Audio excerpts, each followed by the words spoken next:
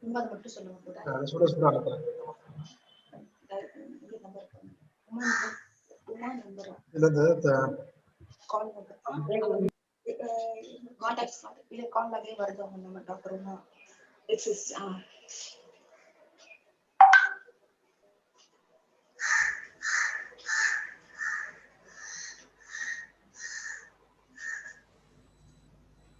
ready, ma'am.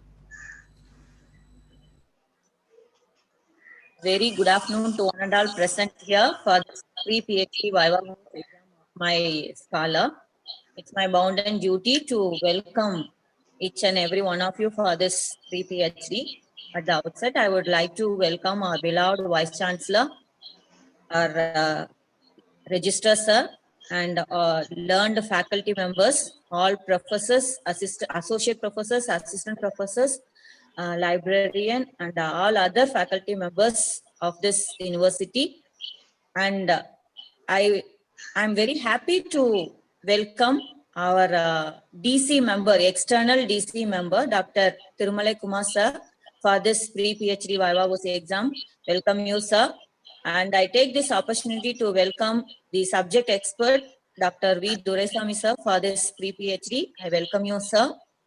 And I would like to welcome all the other participants, those who are present over here and who are yet to join for this pre-PhD. I extend a warm welcome to each and every one of you for this pre-PhD Viva-Voce exam. A few words to say about today's scholar. She's Ms.Vidhya Shankari, who did her MSc Yoga in the regular stream in the same department and MPhil also in our department. And now she is pursuing her PhD in regular mode and a deserving candidate. And I'm so happy to have her as my scholar. And now I call upon Ms. Vidhya Shankari to present her research work for your observance. And I request all the participants to give your suggestions, valuable suggestions to be incorporated in her thesis. Vidya? Thank you so much, ma'am.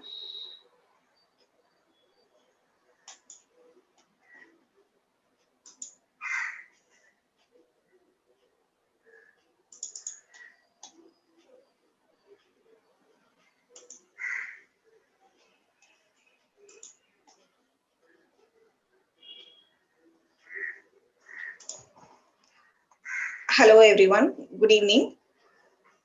My topic of research is effect of yogic practices integrated with Yoga Nidra and Trataka on selected risk factors among women with sleep disorders.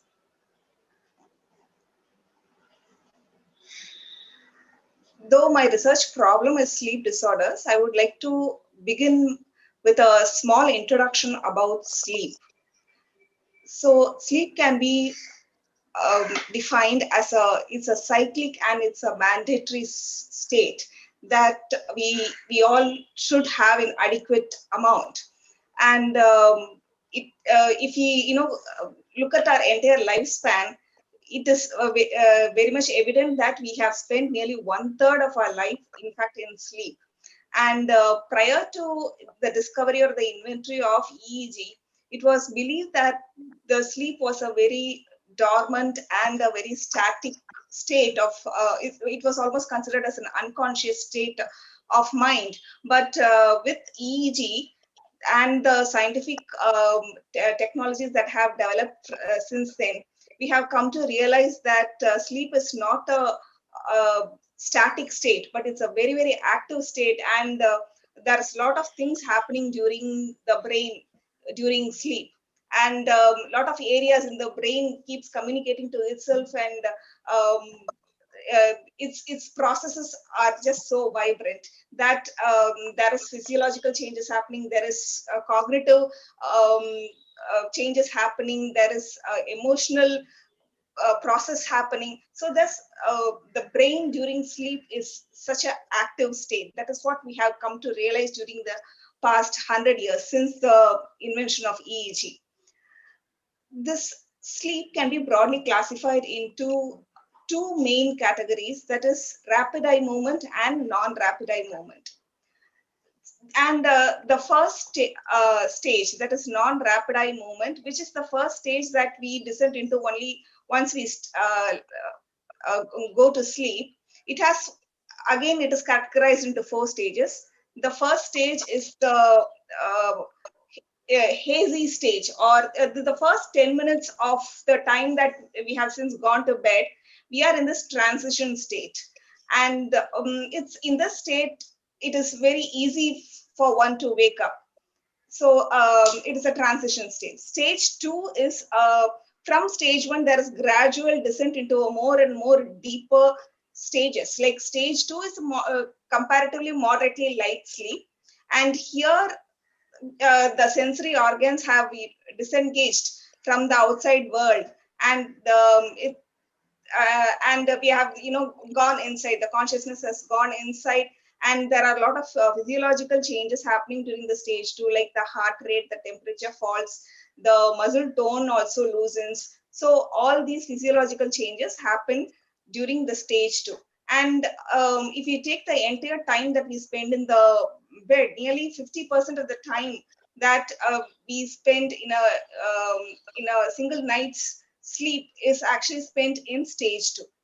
Stage three and stage four are progressive levels of more deeper levels of sleep. And this is where it is in this state, our brain is predominant with delta waves. And it is very essential, these delta waves and these slow waves sleep that we experience is very, very essential for emotional resilience, for cognitive development. All those activities take place during these deeper stages of stage 3 and stage 4 of non-REM sleep. And once we cross this from the stage 1, we gradually progress to stage 2, stage 3, stage 4, and then we reach this state of REM sleep, which is again very, very important, where the REM is actually, the expansion is rapid eye movement. So if you look at the brain activity during the rapid eye movement, the the waves, they are almost similar to the waking state mind. The mind during waking state, there's a lot of things going on in our mind. That is a similar state of mind during the REM sleep also. And during this sleep, during this state is when we experience what we know as dreams. And usually it is recognized, this state can be recognized when there is eye movement, there is eye, though the eyelids are closed, when there is eye movements, and when the eyes flutter, we get an indication that we are in the REM state. So this is a short introduction on sleep. So we just saw that there are these many levels or this many stages of sleep. And when a person experiences difficulty in experiencing either of these states, if, for example, if a person is deprived of REM sleep, if a person is deprived of slow wave sleep or the deep sleep state, those person over time will develop, that condition will develop into a sleep disorder. Apart from this, there are also other perpetuating factors, like if when a person experiences severe stress in life, there is comorbid conditions like anxiety and depression. Those all of things are correlated, and they impact the sleep, and over time it leads to sleep disorders. The International Classification of Sleep Disorders, it has classified uh, it has nearly classified sleep disorders into almost 80 kinds of sleep disorders, but primarily all of them come under 6 to 7 categories, and that is what we are going to see. So the primary sleep disorders or the category are these are classified because of the prevalence rate. So the first is insomnia. Insomnia is when a person is having trouble initiating sleep, maintaining sleep, or there is an early morning awakening. And when it occurs, um, most of us experience insomnia occasionally. But when it occurs at least 3 nights a week continuously, for a month to 3 months, then we would call it as a episodic insomnia. And when the same symptoms exist for more than 3 months or so, then we can then it is usually called as a chronic insomnia. Insomnia is particularly very common among older adults and especially women in the perimenopausal, menopausal, and postmenopausal state. The second category of sleep disorder is hypersomnia. It is characterized by excessive daytime sleepiness, and they are unable to stay alert and awake during the waking hours. And if this condition persists for 3 months or longer, then those person will be classified under the disorder of hypersomnia. The third sleep disorder that uh, we are going to see is circadian rhythm sleep disorders. This sleep disorder occurs when there is a misalignment of the internal circadian rhythm, the 24-hour rhythm that we have, when it clashes with the external stimulus. External stimulus as in the daylight and the night time. So when this internal clock, when it clashes with the external stimulus of light and other things, then circadian rhythm sleep disorders develop. And some of the common subcategories of sleep disorders under this category is jet lag syndromes that pilots and others experience, and also the night shift syndrome also comes under this category, where people who work in night shifts and who consciously shift between morning and evening shifts, they will have a higher risk. They are that is a risk factor for developing circadian rhythm sleep disorder. The next category is the movement related sleep disorder, and the primary among them is the restless leg syndrome. So what characterizes this sleep disorder is that during sleep there is a repetitive movement of muscles, and there is an irresistible urge to move the legs to relieve them of they might feel some creepiness in the leg, or there may be a crawling sensation in their extremities, and to relieve that they will have repetitive movement of muscles during sleep. And this will usually this may occur anywhere from 4 to 7 times per hour. So the restless syndrome is a sleep disorder that would definitely would break up their sleep, and it will lead to a very disturbed sleep. And the restless leg syndrome is very prevalent again in women and older adults. The next category is obstructive sleep apnea. This is a very primary disorder that comes under the category of breathing related sleep disorders. And obstructive sleep apnea is a condition where recurrent pauses in breath happens. So a person sleeps, and at least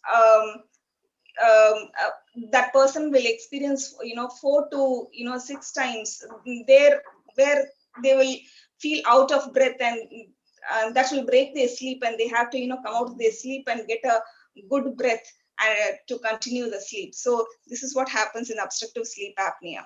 The last category is the parasomnia. The parasomnia is characterized by abnormal body movements, emotions, behavior, nightmares, when people walk during sleep, when there is paralysis in sleep. All these conditions come under parasomnia.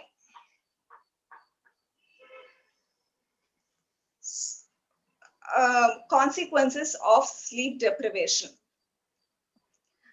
Since the 20th century, one of the, especially in the industrialized nations, it has been scientifically established that nearly 80 to 90% of the people doesn't get the required 7 to 9 hours of sleep, and there's a chronic sleep deprivation that happens. And when this sleep deprivation continues for a longer time, it naturally develops into sleep disorders. So what are all the consequences for experiencing or undergoing sleep deprivation constantly. The first thing is fatigue, headache, and emotionally they experience stress, anxiety, and depression. And of course, they are very prone to accidents because their attention and cognitive levels are not that strong. And even physically, they experience poor appetite, there is constipation, their immunity decreases, there is relationship problems because their emotions are not in the right place, so they experience relationship problems, and even aging is speeded up.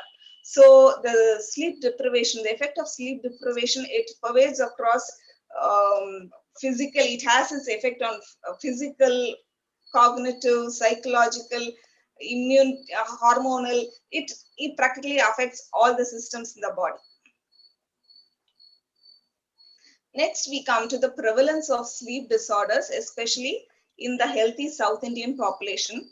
The below are the two references that from which I have taken and collected this data.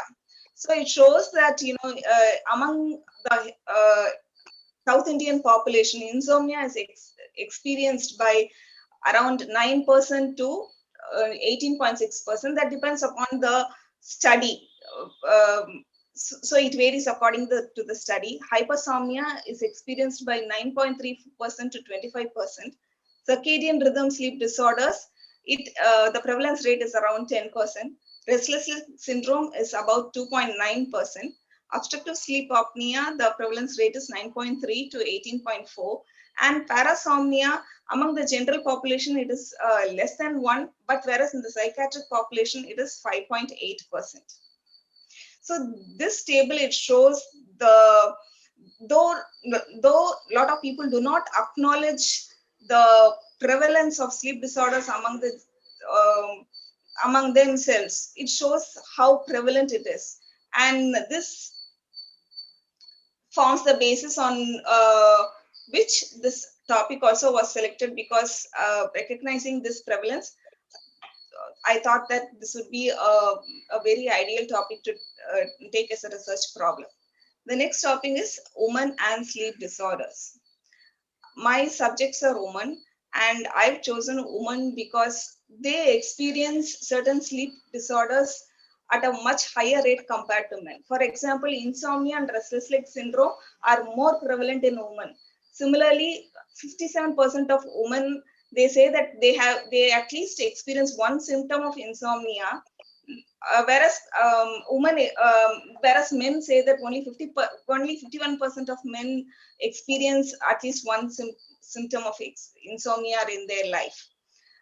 And women are also at a greater risk for developing sleep disorders because physiological and hormonal changes that occur during the life stages of puberty, menstruation, pregnancy, and menopause, they affect sleep.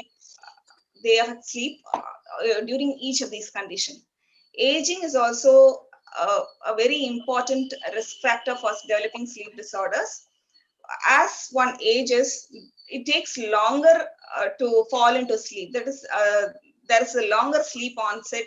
There is sleep fragmentation happening, and as I said, the stage 3 and 4, the shorter deep sleep state, that gets reduced during the older in among the older adults. And older women especially are more prone to insomnia, where about 42% of menopausal women report insomnia due to several factors.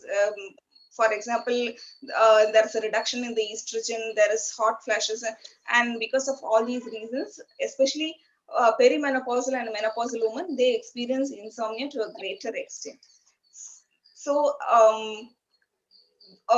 this explains also why I've chosen women as my subjects.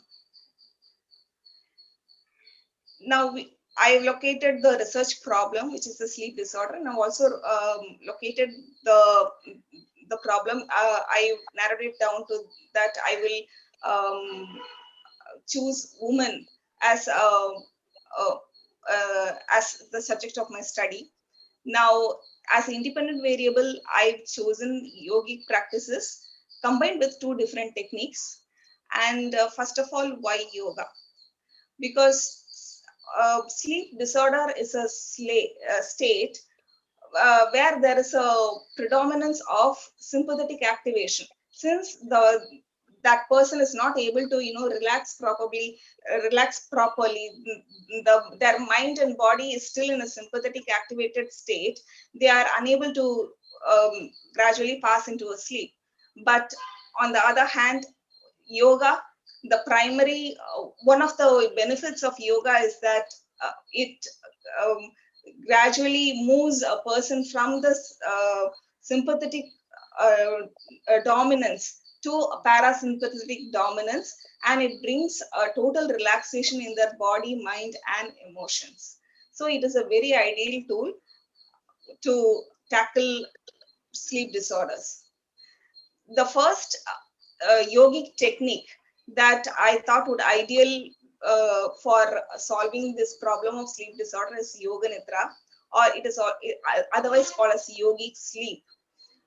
Because again, as I said, sleep is a state of parasympathetic dominance, and during yoga nidra, we are in almost the mind, the body and mind are taken to a state of the, it's almost similar to, we are mimicking sleep there, and a total body relaxation or total mind relaxation happens. And during this hypnagogic state, that is a state between sleep and awake, awake, there is this in between state called as hypnagogic state, and it is a very powerful state where we are able to access subconscious mind.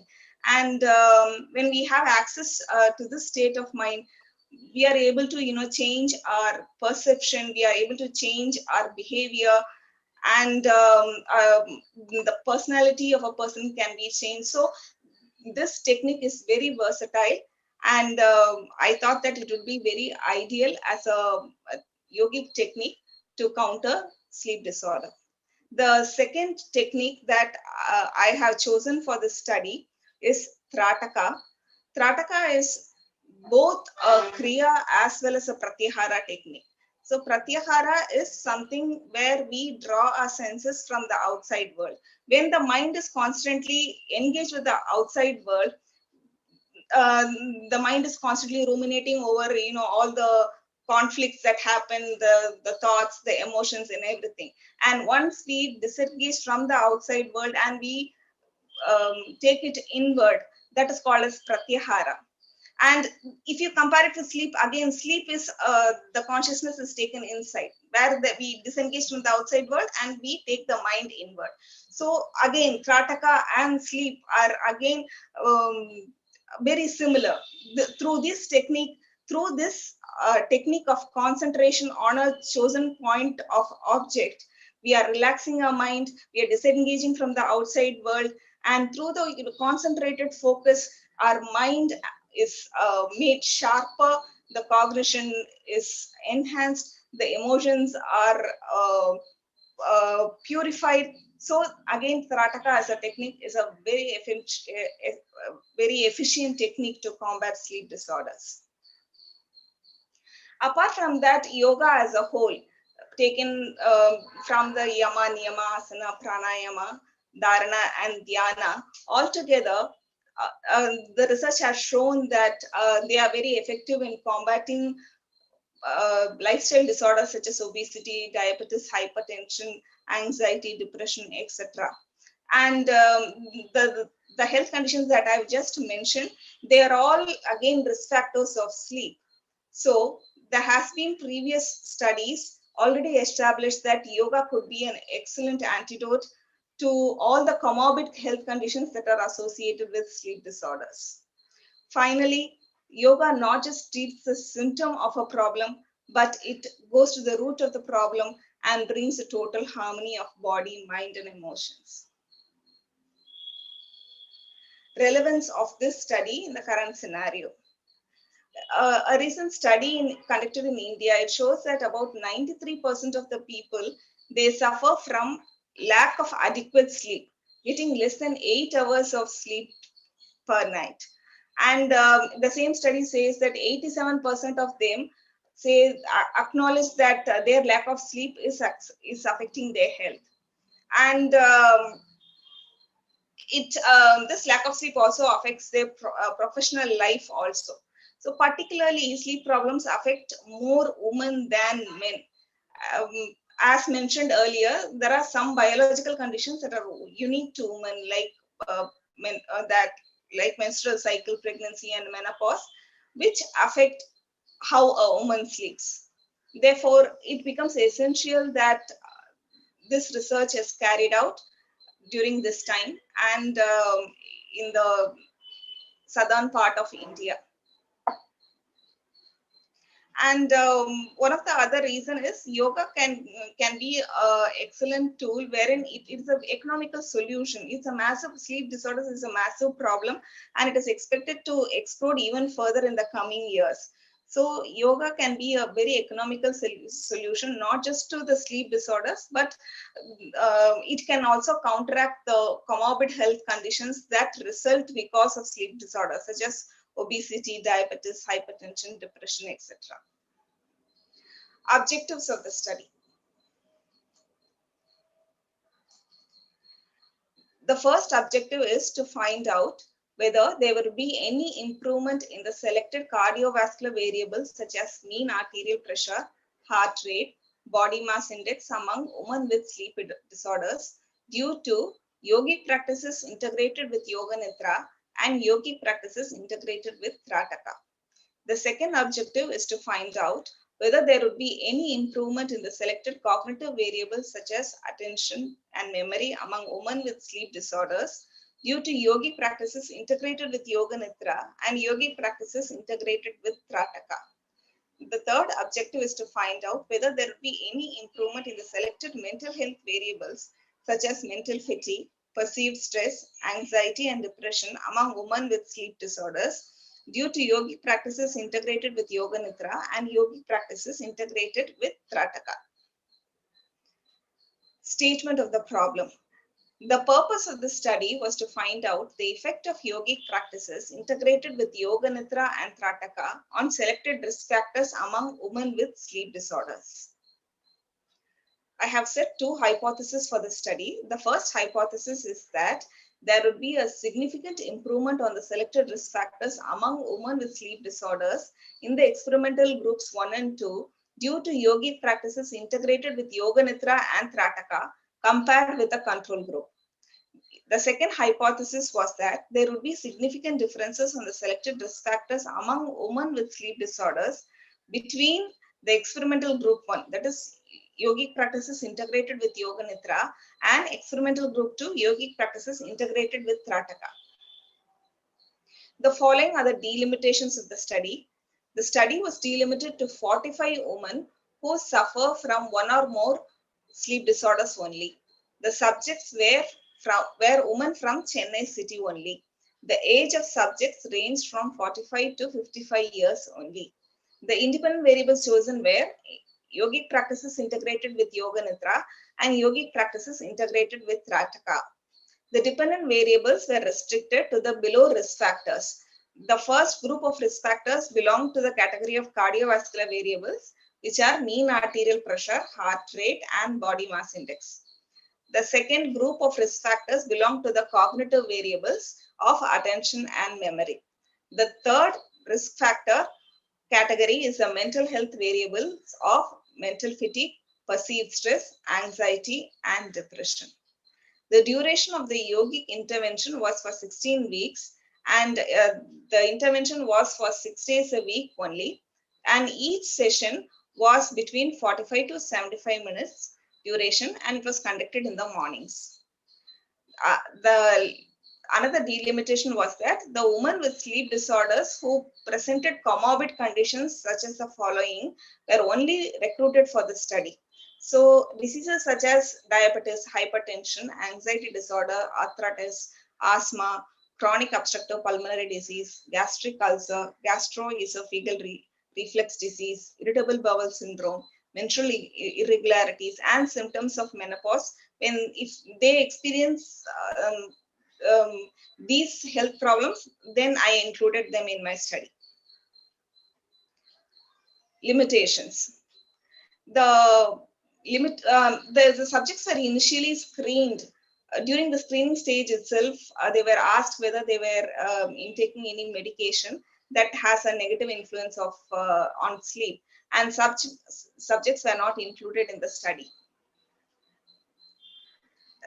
But other general medications taken by the subjects during the training were not controlled. Factors like environment, climatic conditions, and socioeconomic status were also not considered. Factors such as diet, general lifestyle, and motivational levels were also not taken into consideration for the study. The following are the methodology applied for the study. It followed the random group experimental design. Initially, around 200 women who fell in the age category of 45 to 55 were screened, and out of this screened people, 97 subjects were selected initially from Chennai based on the cutoff criteria of Sleep 50 questionnaire.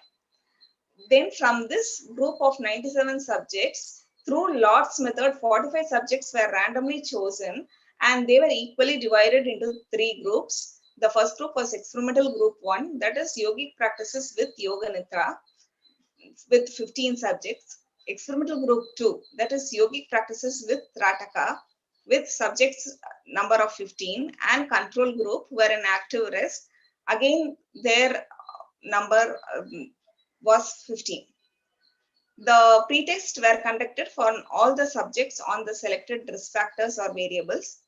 Experimental group 1, they underwent selected loosening exercises, Surya Namaskar, Asanas, Pranayama, and Yoga Nidra. Experimental group 2, again they underwent the same selected loosening exercises, Surya Namaskar, Asanas, and Pranayama, but in the meditational practice, Rataka technique was given to them.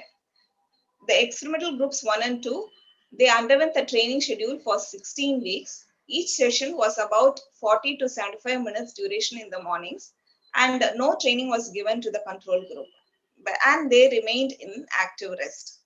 Post-test was conducted for all the subjects on the selected variables once at the end of the intervention period.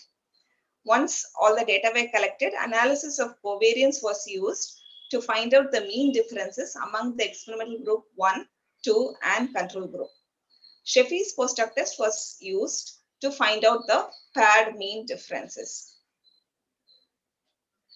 The independent variable that I have chosen are yogic practices integrated with Yoga Nidra, and the second independent variable is yogic practices integrated with Trataka. The dependent variables are, under cardiovascular variables, I have chosen mean arterial pressure, heart rate, and body mass index. Under cognitive variables, I have chosen attention and memory. And under mental health variable, I have chosen mental fatigue, anxiety, perceived stress, and depression. The independent variables were measured using the following measures. The initial screening test, as I mentioned, was through Sleep 50 questionnaire, authored by Spoormaker et al. 2005. The mean arterial pressure was calculated from the data gathered from digital blood pressure monitor. Heart rate was measured through stethoscope. Body mass index was calculated from the data taken from a digital weighing scale and stadiometer. Attention scores were noted by using 6 data cancellation test. Memory was calculated using PGI memory scale by Prasad and Vic 1994. Mental fatigue was assessed by using the mental fatigue scale by Johansson and Ronbeck 2014. Perceived stress was assessed by using perceived stress questionnaire by Levenstein et al. 1993. Anxiety was measured by Beck's Anxiety Inventory 1988, and depression was assessed by Beck Depression Inventory 2 1996.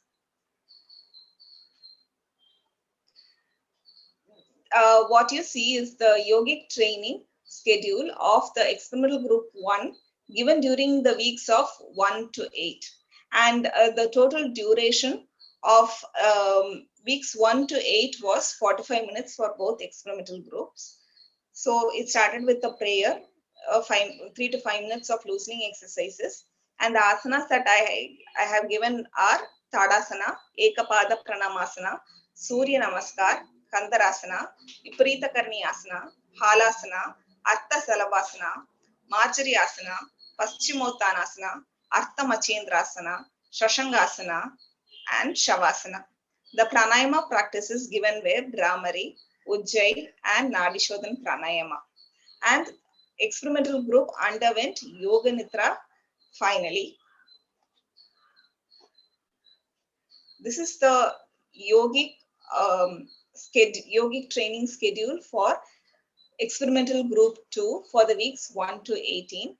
The same set of loosening exercises, asanas and pranayama as experimental group 1 was given.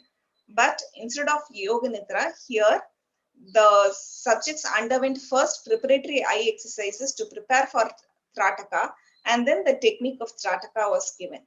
The total duration was 45 minutes again. This is the yogic training schedule of experimental group 1 for weeks 9 to 16. And here I maintain the same loosening exercises, asana and pranayama, but the time duration I have increased along for the asanas, pranayama and yoga nidra also. So that is the only change, where from 60 minutes, it has during weeks 9 to 16, the duration has changed to 75 minutes. This is the yogic training schedule for experimental group 2. Again, across the asanas, pranayama and the Trataka practice, I have increased the duration, and hence from 60 minutes, they underwent intervention for 75 minutes. These are some of the references that I referred in framing the asanas, pranayama and the techniques in choosing the technique of Yoga Nidra and Trataka.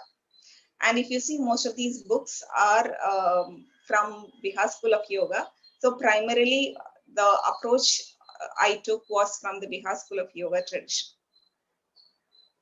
This is the flow chart or the methodology adopted in the study. So the initially screened subjects were 200 women from Chennai.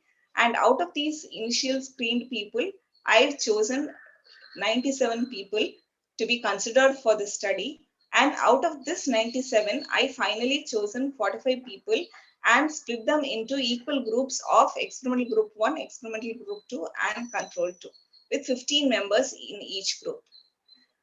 Once that was done, the pre-test on the risk factors of mean arterial pressure, heart rate, BMI, attention, memory, mental fatigue, stress, anxiety, and depression, that was pre-test was given and the data were collected.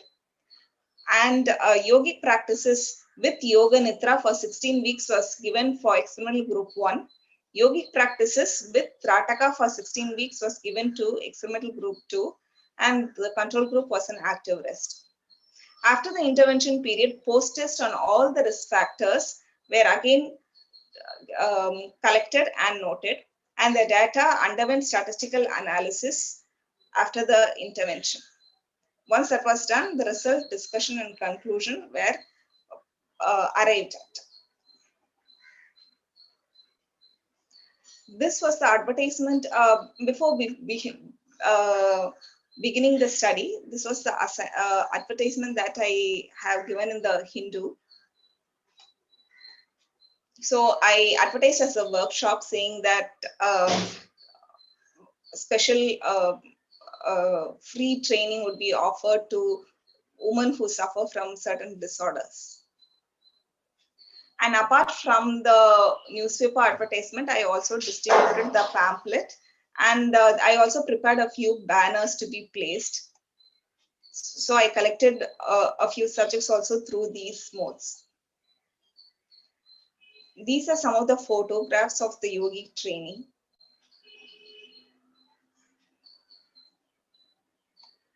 And the data collected during the pre-test and post-test underwent analysis of covariance to find out the mean differences among the experimental group 1, 2, and the control group.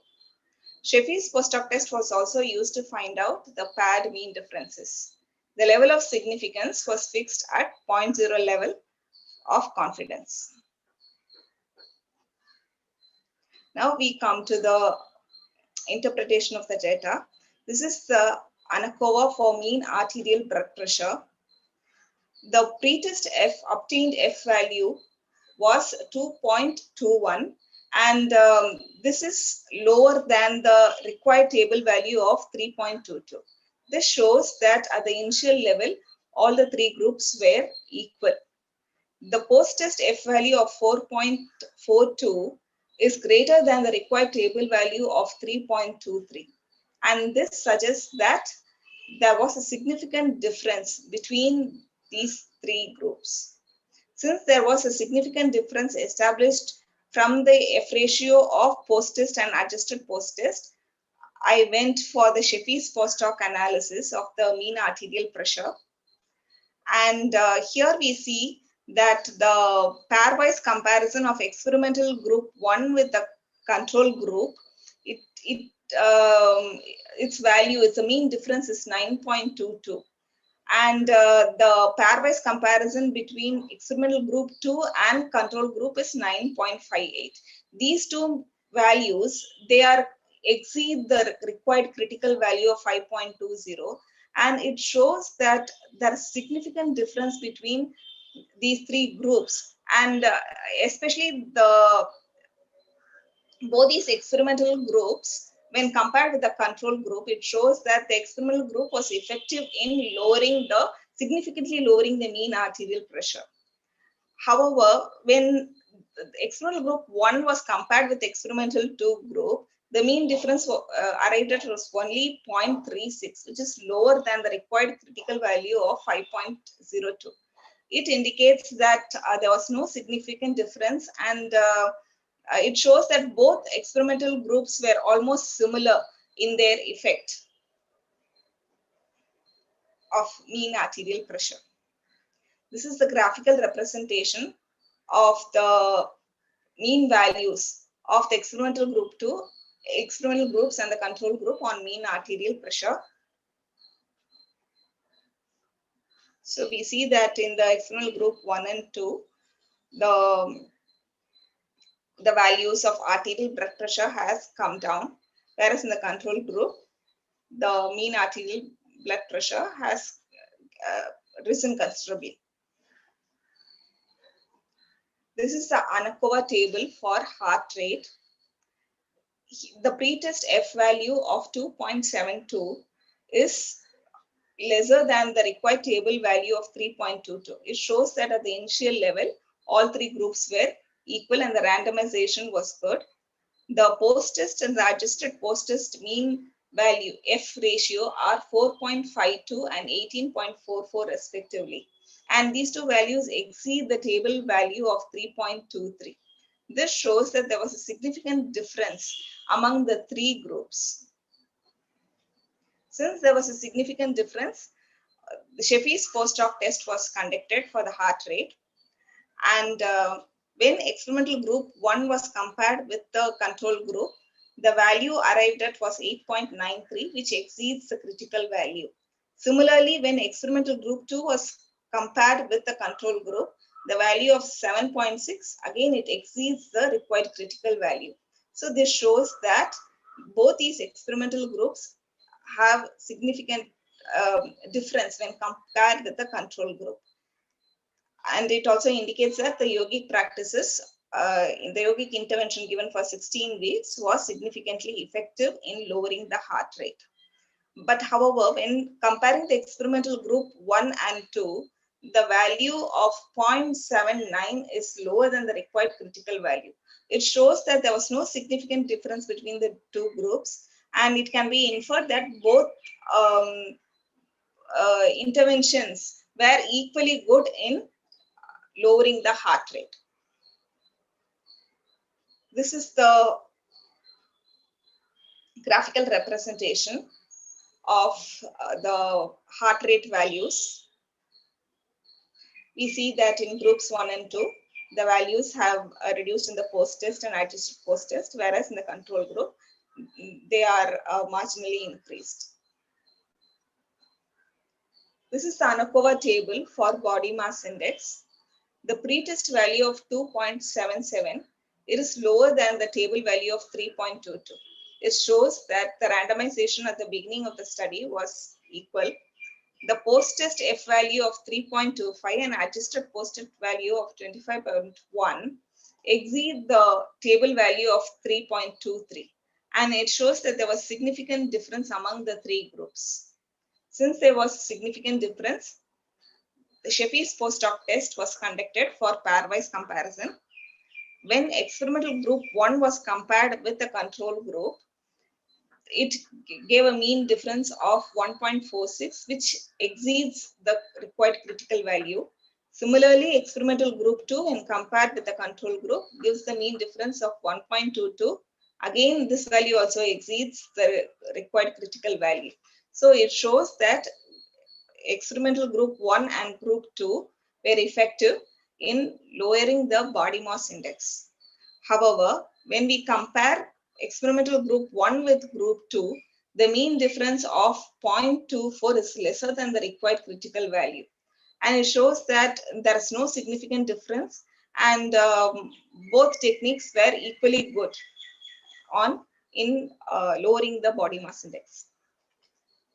This is the graphical representation of mean values of the experimental groups and the control group on body mass index.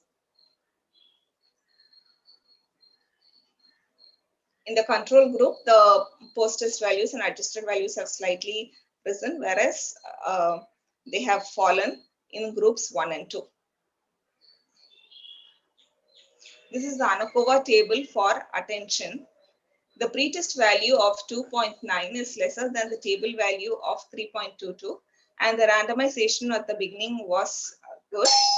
The post-test value of 4.34 and adjusted post-test F value of 8.11 exceed the table value of 3.23. This shows that there was a significant difference between the three groups. To establish where the difference lies, Sheffield's post-hoc test was conducted, and the pairwise comparison between experimental group 1 and control group gives a mean difference of 3.49, which exceeds the critical value. Similarly, comparison of experimental group 2 with the control group also gives a mean difference that exceeds the required critical value. That shows that there was a significant difference between the experimental intervention groups and the control group, and the intervention was very effective in improving the scores of attention. However, when experimental group 1 and 2 were compared, the mean difference arrived was 1.18, and it is lesser than the required table value. This shows that there was no significant difference between these two experimental groups, and both techniques were equally good at improving the attention levels. Sorry. This is a graphical representation of the mean values of the two experimental groups and the control group on attention. So in the experimental group 1 and 2, the post-test and the adjusted post-test values have significantly improved, whereas in the control group, they have dropped significantly. This is the ANOVA table for memory. The pretest F value of 1.5 is lesser than the table value of 3.22, suggesting that the randomization at the beginning was equal. The post-test F value of 11.06 and the adjusted post value of 41.71, they exceed the table value of 3.23, showing that there was a significant difference between the two experimental groups and the control group. Since a significant difference was established, Sheffield's post-hoc test was done, and a pairwise comparison of experimental group 1 with control group, it gives a mean difference of 4.73, and a comparison of experimental group 2 with control group gives a mean difference of 8.19. So these two values, they exceed the required critical value, and it shows that there was a significant difference between experimental groups and the control group, meaning that the yogic intervention has significantly improved the memory among the subjects. Here, when the experimental group 1 was compared with the experimental group 2, the mean difference exceeds, the value was 2.46 and it exceeds the required critical value. So it shows that even among these two experimental groups, one is significantly slightly effective than the other. This is a graphical representation of the mean values of the two experimental groups and the control group on memory. The post-test and adjusted post-test levels have significantly improved. The memory scores have improved, whereas in the control group, they have dropped. This is the Anakova table for mental fatigue. The pretest F value of 3.02 is lesser than the table value of 3.22, which shows that the randomization at the beginning of the study was equal. The post-test F value of 7.56 and the adjusted post-test F value of 20.77, it exceeds the table value, suggesting that there was a significant difference among these three groups. When a pairwise comparison was done, when experimental group 1 was compared with the control group, the mean difference was 3.28. And when group 2 was compared with the control group, the mean difference was 2.82. These two values exceed the critical value, and hence they established that there was a significant difference between the experimental groups and the control group, meaning that the yogic intervention is effective in reducing the mental fatigue. Whereas when both the experimental groups were compared, the mean difference was lesser than the table value, and hence suggests that there was no significant difference, and hence both were equally good at reducing the mental fatigue.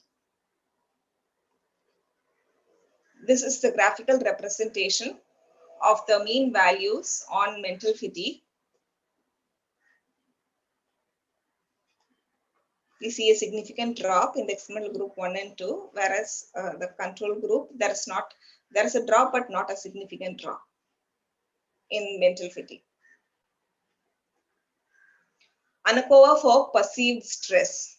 The pretest obtained F value of 1.83 is lesser than the table value of 3.22, suggesting that the randomization at the beginning of the study was good. The post-test F value of 20.91 and adjusted post-test value of 37.36, they exceed the table value, and hence it shows that there was a significant difference between the three groups. The Sheffie's post-hoc test, it shows that a comparison of experimental group 1 with control group gives a mean difference of 0.9, and comparison of experimental group 2 with control group gives a mean difference of 0.07. These two values exceed the critical value of 0.03, and it shows that there was a significant difference between the experimental groups and the control group, meaning the yogic intervention was effective in reducing the perceived stress among the subjects.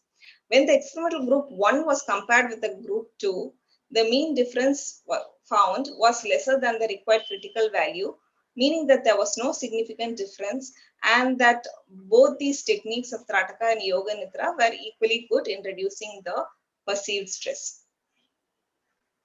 This is a graphical representation of the mean values of the three groups on perceived stress. In the control group, the post-test and the adjusted post-test values almost remain the same, whereas in groups 1 and 2, we see a significant drop in the perceived stress levels.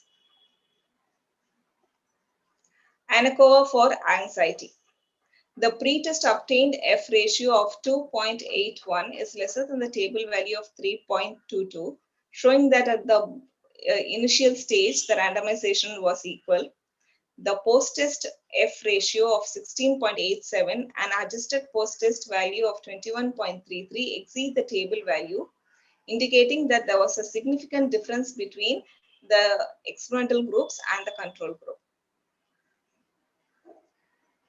this table shows the Sheffield's post-hoc test and the pairwise comparison between experimental group 1 and control group. When we do the comparison, we see the mean difference as 4.74. And when group 2 was compared with the control group, the mean difference of 5.29. Both these values exceed the critical value, and hence it indicates that there was a significant difference between both the experimental groups and the control group, meaning that the yogic intervention was effective in reducing the anxiety scores among the subjects. But when the experimental group 1 was compared with the experimental group 2, the mean difference of 0.54, it falls well below the critical value, indicating that there is no significant difference between the groups, and that both approach have a similar effect on the anxiety scores among the subjects. This is the graphical representation of mean values of 2 experimental groups and the control group on anxiety. We see that in the control group, the post-test and the adjusted post-test values almost remain the same, whereas in the experimental group 1 and 2, we have a significant drop in the anxiety levels. This is the Anakova table for depression. The pre-test obtained F ratio of 2.2 is lesser than the table value of 3.22, indicating that the randomization at the beginning of the study was equal. And the post-test F ratio of 9.95 and the adjusted post-test value of 18.99, they both exceed the table value and indicate that there was a significant difference between these three groups. A pairwise comparison between experimental group 1 and a control group was 3.83, and between experimental group 2 and control group was 3.72. So both these values, they exceed the critical value, indicating that there was a significant difference between experimental groups and control group, meaning that yogic intervention was effective in significantly reducing depression. However, when experimental group 1 and experimental 2 group were compared pairwise, the mean difference of 0.11, it falls below the critical value, and hence suggests that there was no significant difference, and indicating that both these approaches to yogic intervention toward depression remain the same. This is the graphical representation of mean values of 2 experimental groups in the control group on depression. In the control group, the values almost remain the same during the post-test and adjusted post-test, whereas in the experimental group 1 and 2, there is a significant fall in the depression levels. Discussion on hypothesis. My first hypothesis was that there will be a significant improvement on the selected risk factors among women with sleep disorders in the experimental groups 1 and 2 due to yogic practices integrated with Yoga Nidra and Trataka compared with the control group. And as is evident from the listed variables, it can be seen that all the variables, all the scores of mean arterial pressure, heart rate, and body mass index, attention, memory, mental fatigue, anxiety, perceived stress, and depression, in both the groups of experimental groups, we see that there is a significant improvement in the risk factor level. Therefore, hypothesis 1 was accepted completely and the null hypothesis was rejected. The second hypothesis of my study suggested that there would be a significant difference on the selected risk factors among women with sleep disorders between yogic practices integrated with Yoga Nidra group and yogic practices integrated with Trataka group. And here we see that only this hypothesis can be accepted only in the case of the cognitive variable of memory. And the null hypothesis can be rejected only again in the case of the memory. Otherwise, for all other variables, the hypothesis 2 is rejected and the null hypothesis is accepted. So the second hypothesis is only partially true. So I conclude the study that yogic practices integrated with Yoga Nidra and yogic practices integrated with Trataka were effective in decreasing the selected cardiovascular variables such as mean arterial pressure, heart rate, and body mass index levels among women with sleep disorders compared with the control group. The yogic practices integrated with Yoga Nidra and yogic practices integrated with Rataka were effective in improving the selected cognitive variables such as attention and memory among women with sleep disorders compared with the control group.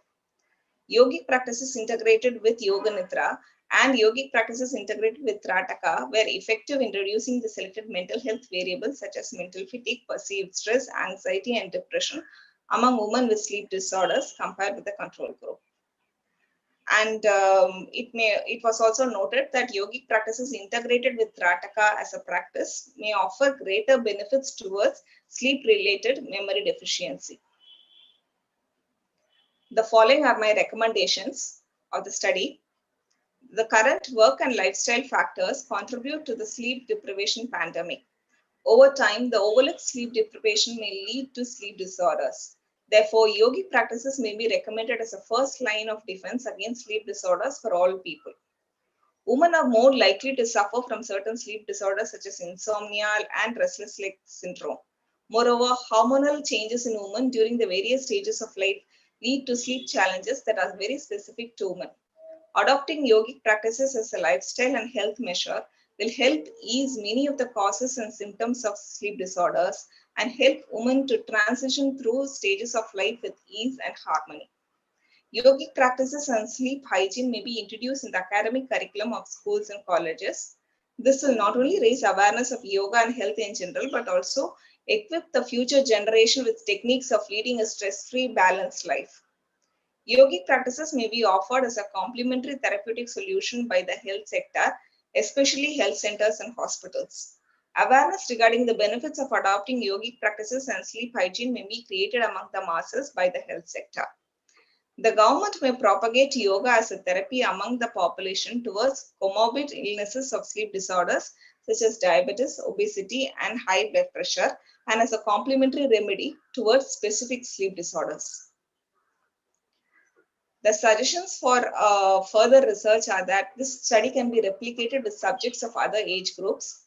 This study, it took into consideration the effect of yoga on a group of most prevalent sleep disorders. Further studies may replicate the same study by choosing specific sleep disorders. Researcher may conduct a similar study by shortening or extending the period of experimentation. Studies may delve into the benefits of yogic practices for men who suffer from sleep disorders. Future studies may select a larger sample or compare the effects of a yoga module on both men and women with sleep disorders. The present study has tested the efficacy of 2 yoga modules for sleep disorders. Other such modules can be developed for sleep problems and experimentally studied as independent variables. A few of the psychological, cognitive, and mood-related dependent variables related to sleep are considered in this thesis. This knowledge can be strengthened or supported by investigating other more relevant dependent variables. Thank you so much.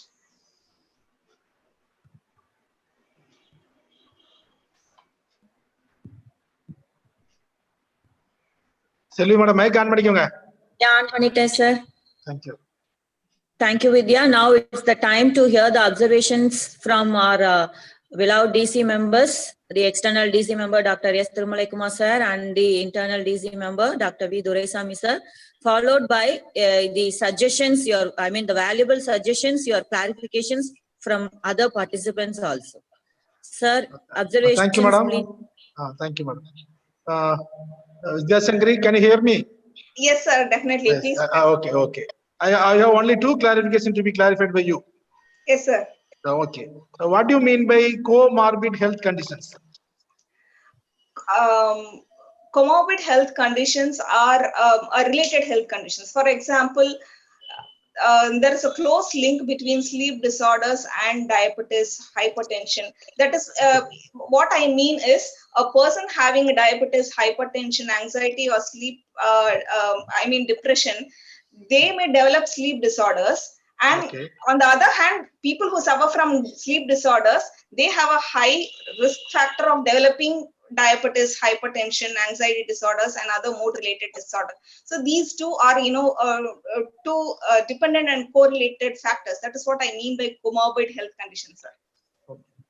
Whether the sleep disorder can be considered as one of the comorbid health condition? Definitely, sir. For example, the most commonly noted psychiatric mood-related disorders such as anxiety and depression, if you see that population, the sleep disorders, the insomnia, the rate of insomnia experienced among these two conditions is very, very high in this population. Okay, sir. So in the introduction, you have about yoga. You have given yoga relieves the comorbid conditions such as in which the sleep disorder is missing. Okay, in the introduction, by benefits of yoga, you have given the comorbid conditions such as something is given, but the sleep disorder is not included. Yoga relieves the comorbid conditions like you have listed some conditions. Yeah. Where sleep disorder is missing. If possible, include it. Okay. Yes, definitely, sir. Okay. Then the second clarification is, what do you mean by active rest? By active rest, I mean that they continued with their normal life. Okay. And they did not participate in any, they did not modify their lifestyle in any way, and they did not participate in the intervention. That is what I meant by active rest. Okay, it's your meaning, but when I refer the dictionary, it gives some other meaning also. Okay, sir. Okay, if you are right, you include it in the introduction chapter under the definition of term. What do you mean by active rest in this study? Okay, this has to be included in the definition of terms. Definition of terms. Okay, what the researcher means. Okay, because you have searched in the net, it shows some other meaning also. Okay, sir. Okay, these two are my observation. Do well, all the best. Thank you so much, sir. Thank you. Sorry for the interruption, sir. If this active rest is to be replaced, what else the term can be used, sir? If any suggestions? Usually they are not exposed to the experimental condition. Usually we will use. What usually we used to? Okay. They were in their routine work. Okay. Thank you, sir. Thank you. Thank you. All the best, man. Nalla panninga. It's very fine. Thank you so much, sir. Thank you for your motivation. Durai, sir. Ma'am, everything is fine, ma'am.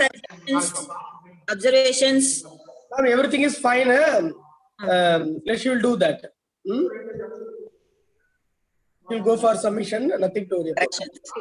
Wish you all the best, Vidhya. Thank you so much, sir. Thank you so much. Okay. Yes, sir, ma'am. In the participant group, your suggestions are most welcome and your clarifications are expected. Ma'am, good evening, ma'am. Mute பண்ண முடியல. Uma ma'am கேக்குது நீங்க பேசுறது. பண்ணிட்டேன். Okay. Good evening to one and all. It's a great honor for every one of us to hear from Vidhya.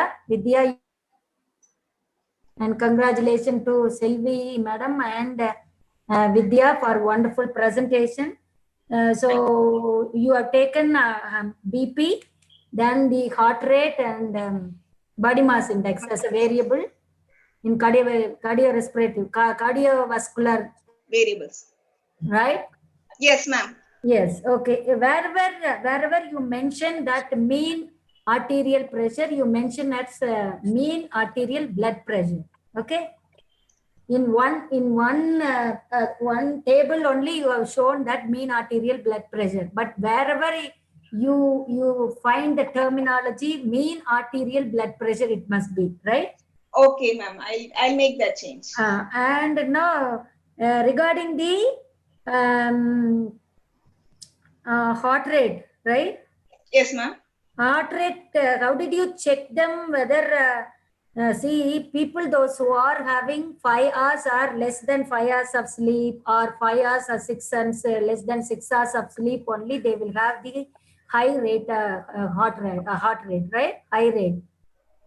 Yes, ma'am. How did you check them whether this insomnia only mean to find out this heart rate, or sleep apnea you went for, or how did you find out from this subjects? During the pre-test, I took the heart rate values of all the subjects, ma'am, and I found that the heart rate values were in the moderate level. I am asking, how did you select?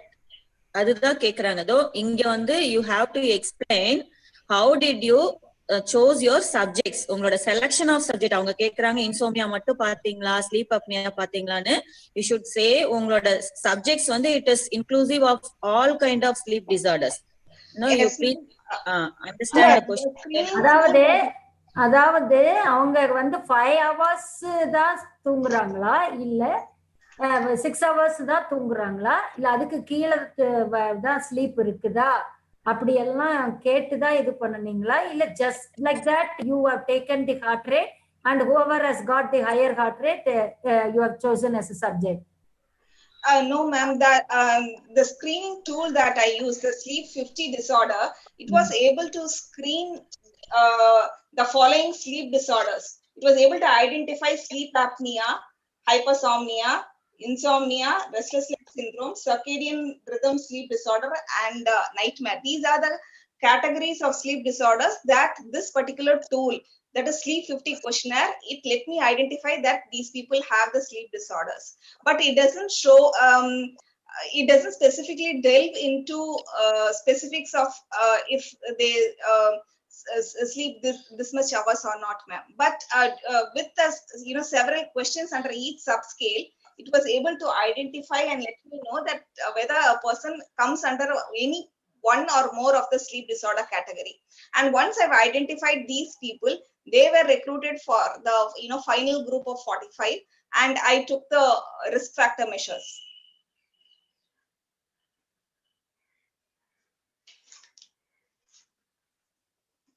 Ma'am, was I able to answer your question?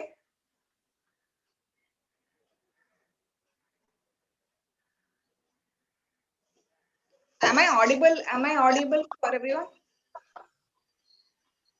Yes. Okay. Ma'am? Ma'am, Grace ma'am, have I answered your question? Ma'am, Grace ma'am? Ma'am, she logged out, ma'am. I think நிறைய பேருக்கு இந்த problem வந்தது. I think ma'am log out ஆயிட்டாங்களாப்பா? She's not inside? She's not there, ma'am. Okay, let her come in. Dear participants, any other clarifications or suggestions?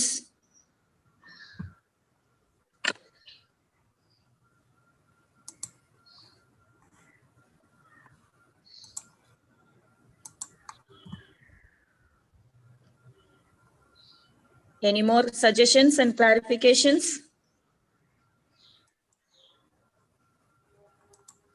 Sir?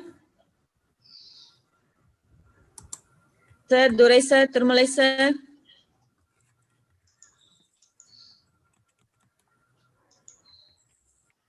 Hello? Ma'am, nothing, madam. Sir, if no other suggestions and clarifications, thank Panilama sir. Let me finish, ma'am. Anna? சாரையும் காணும். பரவாயில்ல madam, vote of thanks முடிச்சிடுங்க. அதான் அப்போ sir வருவாங்களா, wait பண்ணலாமா? 1 second. Uma screenshot எடுத்துட்டியாமா? Yes sir. 40 kilo சேர்த்து எடுத்துட்டியா? எடுத்தாச்சுங்க சார். சரி.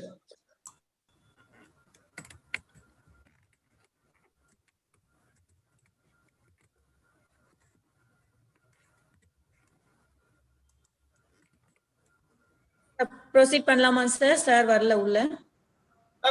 பண்ணிடுங்க ma'am. Okay. Vidya, you can go for vote of thanks. Thank you, ma'am. No amount of thanks or gratitude will suffice for the gratitude that I feel towards my guide and mentor, Dr. S. Selvalakshmi, Ma'am, I'm grateful that I was able to carry out this research under you. Kodi pranams and thank you so much, ma'am. The next thanks or gratitude goes to Dr. Sheila Stephen, who is the Vice Chancellor of this institution, the Tamil Nadu Physical Education and Sports University, and Registrar Sir Dr. V. Gopinath, both of them for allowing me to do this research in this institution. Thank you, sir. And I would like to express my deep gratitude and thanks to Dr. Tirumala Kumar sir, who is the external DC member, and he has constantly guided my research process at each and every stage of the research. And the same thing goes for Dr. V.